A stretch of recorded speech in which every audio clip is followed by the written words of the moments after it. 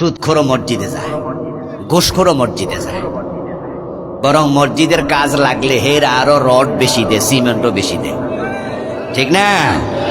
কারণ যারা হালাল কামায় তাদের টাকা তো একটু কম, এই হারাম খোরের টাকা তো বেশি। এই জন্য হে একাই 1 টন দিয়া দেয় রড, 500 বস্তা সিমেন্ট দিয়া দেয়, হে আরো বেশি দেয়। আবার ঘুষখোরেরা সুদখোরেরা বেশি দেওয়ার পিছনে আরেকটা কারণ আছে। আমরা বেশি দেব, দান বেশি করা ভালো, কিন্তু ওরা বেশি দেওয়ার পিছনে আরেকটা কারণ হচ্ছে মনে মনে কয় এরপরও আল্লাহ নি মাফ করে।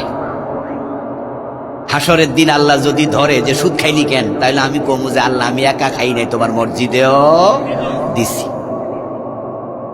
এ জাতীয় চিন্তা থেকে হারাম খোরেরাও তার আল্লাহর পথে দান করে, কিন্তু তাদের দান কবুল হবে না, তাদের নামাজ ইবাদত কবুল হবে না।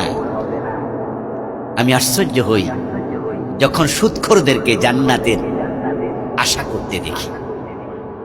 সুদখোরও আল্লাহ আমাদের জান্নাত দাও, সুদখোরও কয় আমিন।